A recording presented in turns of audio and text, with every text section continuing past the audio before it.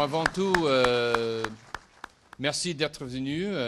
Margaret, ma femme et moi, nous sommes très ravis de vous accueillir ici dans notre jardin. Heureusement, il fait très beau et donc toujours dans cette saison, on préfère avoir des occasions comme ça à l'extérieur parce que bon, il faut profiter de ce beau temps et le fait que pour moi, je trouve que les soirées algériennes sont parmi les meilleures dans le monde. Donc merci infiniment d'être avec nous. On a un petit programme, évidemment, et avant tout, pour vous donner quelques mots pour présenter le contexte de cet événement, je voudrais vous présenter et passer le parole à M. Noureddine Ben Brahim, le président des scouts musulmans algériens, pour une petite intervention, et puis je prends la parole.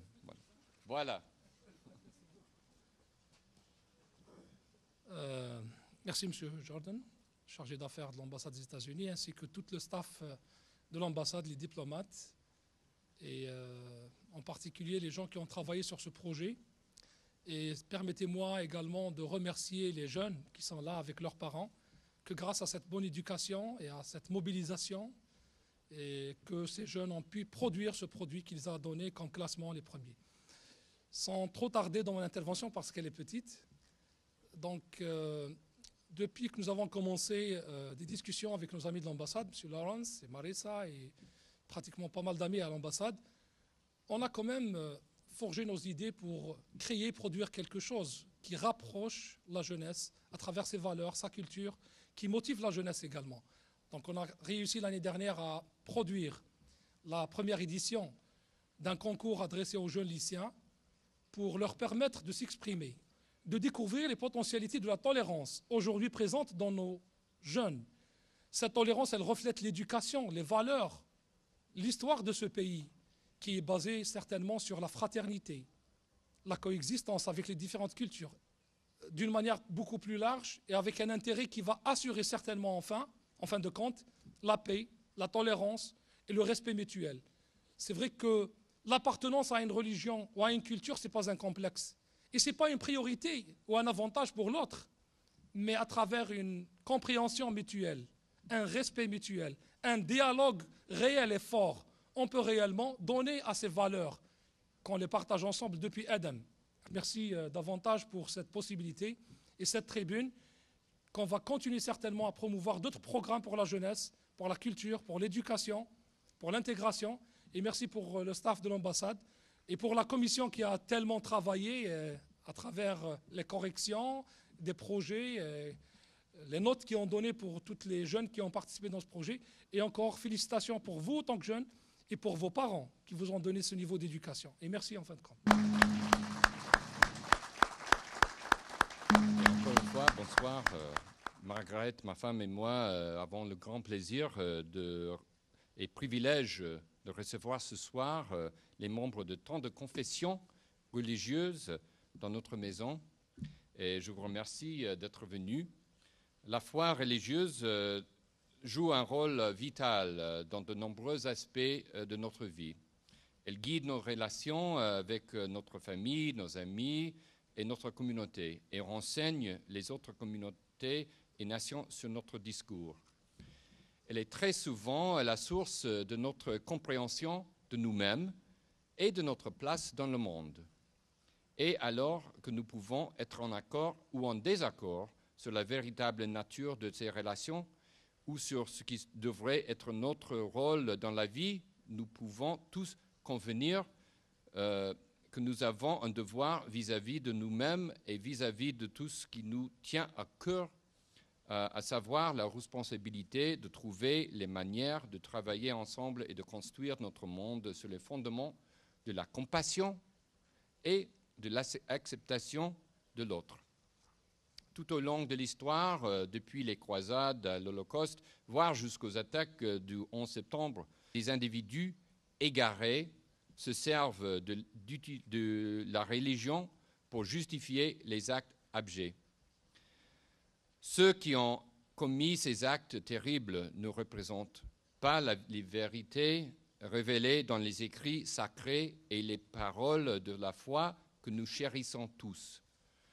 Ainsi, il nous incombe à nous tous de nous rassembler dans un esprit de paix et de tolérance, d'accepter nos différences à travers un dialogue constructif et dire avec une seule voix en tant que communauté mondiale que la foi ne doit jamais être prétexte de division.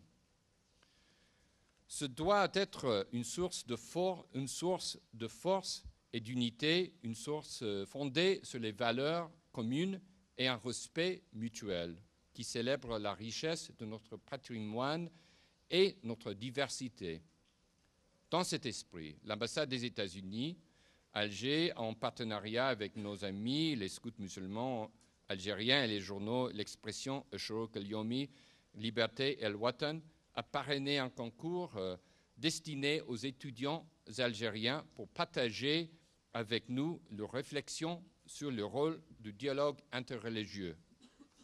Nous avons reçu de nombreux essais d'excellente qualité et ce fut un agréable défi d'arriver à choisir le meilleur. Les lauréats de concours recevront chacun une bourse pour une année de cours de langue anglaise et notre grand gagnant recevra aussi un ordinateur portable. J'aimerais aussi exprimer ma reconnaissance aux personnes suivantes pour les efforts précieux pour le succès de ce concours. Encore une fois, je remercie en particulier M. Noureddin Ben Brahim, le président des scouts musulmans algériens, et nos juges, Mohamed Baghali, chef de la rubrique culturelle de Shorouk al-Yomi, Karim Kebir, journaliste au quotidien Liberté, Brahim Tahroub, directeur adjoint du journal L'Expression, Reda Bastanji, ancien membre des scouts musulmans algériens, Yazid Aïd Mahiedine, rédacteur en chef à Canal Algérie, et Tahar Balal, professeur en architecture islamique à l'université Ferhat Abbas à Sétif. Ce soir, nous faisons un pas important ensemble en l'honneur des mots courageux et perspicaces de trois beaux jeunes écrivains algériens, nos gagnants. Wari Nabil, Ben Brahim Yasmina et Mohbi Hanan.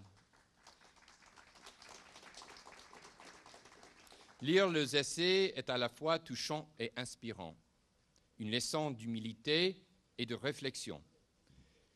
Mais plutôt que de passer du temps à vous dire ce que moi je pense, je voudrais les inviter à se présenter et à partager leurs écrits avec vous. Tout d'abord, Mohbi Hanan de Mostaghanem. Hanan est jeune demoiselle de 16 ans qui est passionnée de lecture et d'écriture. Elle est la fierté de ses parents et je l'invite à lire son essai. Je tiens avant tout, mesdames et messieurs, à remercier et à exprimer mon immense bonheur d'être ici, au milieu de gens si agréables. Pour ma part, je trouve que c'est très important de pouvoir s'exprimer. Dialoguer. Voilà un bien joli mot. Je vais lire. La voix ou le savoir pour ses larmes. L'homme est avide de lumière. Cette lumière secourable qui est à l'origine de toute naissance, disait Rumi. Cette vérité divine qui est au cœur de chaque nation, chaque individu, puisque Dieu a créé l'homme à son image et a insufflé en lui son esprit. Par conséquent, chaque être humain est par nature un aspirant à la connaissance du Tout-Puissant. L'invitation adressée à Dieu, à l'humanité, pour sortir des ténèbres vers la lumière est permanente.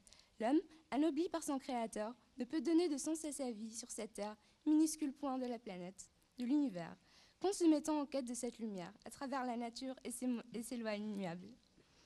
Et qu'avons-nous fait de cette quête, alors que le bon sens nous incite à être solidaires, les hommes ont fait un sujet de discorde et de conflit.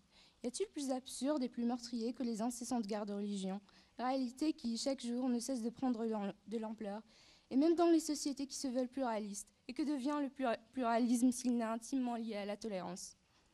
Mais pour tolérer, encore faut-il connaître. Mohamed Abdou dit qu'ignore une chose et tenter de s'opposer à elle. L'ignorance serait donc à l'origine de ces différends. C'est donc cela. Ainsi, le premier mot du Coran, Iqra, n'est pas fortuit. Un mot au sens multiple. Tantôt il signifie étudie, comme pour inviter à la réflexion. Tantôt il prend le sens de réciter, comme pour inciter à se prémunir contre l'oubli. Ainsi, la révélation coranique commence par un appel à la réflexion et à la raison. Cette injonction est suivie par un appel au dialogue. Car justement, le dialogue a pour but de lutter contre les ignorances et les préjugés qui nous encombrent. Et comme nous l'avons expliqué, moins l'on est ignorant, plus l'on est tolérant. Et la tolérance ne devrait